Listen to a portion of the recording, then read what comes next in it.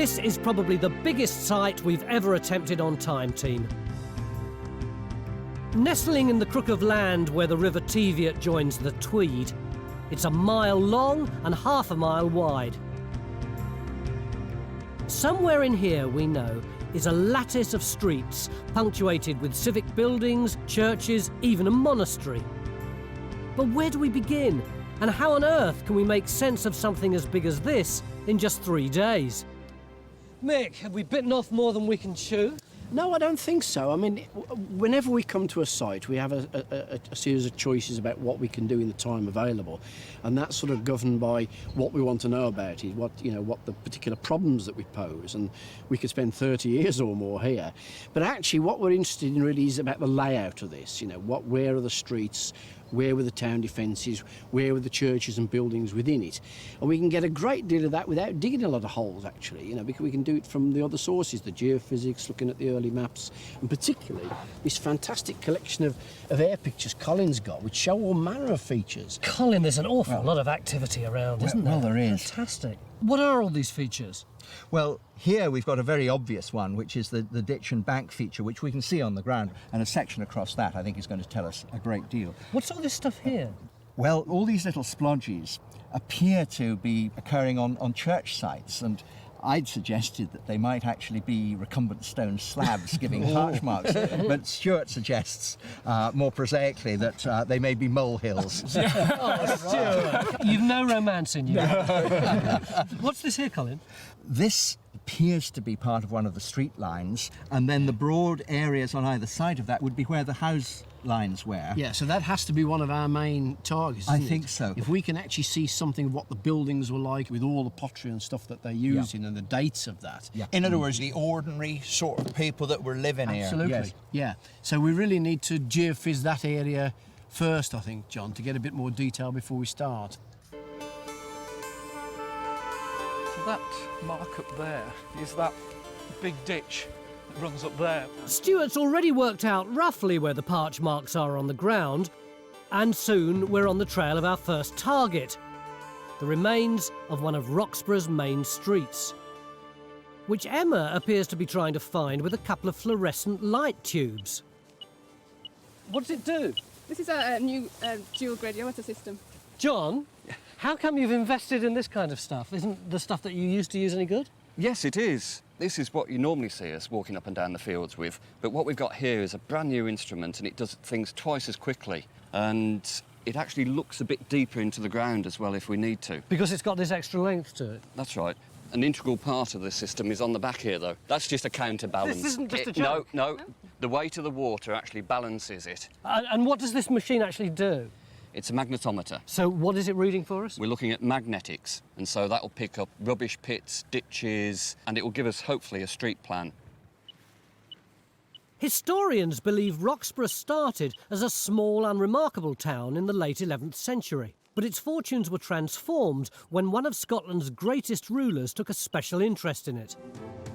David I, who became king in 1124, is credited with bringing stability to Scotland after decades of internal strife. He chose Roxburgh as his power base. He built a castle here and gave the town a royal charter. It's basically his principal seat of government. He's witnessing, issuing most of his great charters here. He's holding councils here. There are major meetings of church councils taking place here. So, if we're thinking of it in terms of what might have been, Roxburgh could have been Edinburgh. Yes, and there is nothing else quite like it in Scotland. The fact that we're sitting right on top of a medieval town is pretty romantic. Yeah. But there must have been hundreds of towns built in the medieval period. Yeah, I mean, you're absolutely right. The 12th and 13th centuries was the great time of town foundation, town development. And in fact, most of the places that people think of as small market towns that they might live in or go and shop in were founded at that time. But of course, that's the difference, that they're still there, we still use them. Whereas here you can get a snapshot of what life was like in the 14th century. It hasn't been mucked up by all the post-medieval, Tudor, Stuart, Victorian, all those buildings put on top. And we're really lucky to be able to delve into this apparently pristine site because the landowner, the Duke of Roxburgh, has refused all previous requests to dig here. It's a real coup. But it comes at a price. This is a scheduled ancient monument, and we're allowed to dig only 200 square metres of it, a tiny fraction of the overall area. So every trench must hit its target. And for that, we're relying on geophys to produce really crisp results. Why the long faces? Well, have a look at this, Tony. This is what John's just produced, and he's just describing it himself as trashed. And certainly it's not looking like the town plan that we were expecting to see, is it? Not at all. What I'm wondering is whether we've got ploughing. These sort of lines look like old plough lines. Right. We're expecting a street coming through at that sort of angle, and there's clearly nothing like that at the moment. So what do you reckon this grey thing is, John? Well, it could be the edge of the ploughing. It's just possible that is the edge of the archaeology. Is there a hint of something running across there like that? Yes.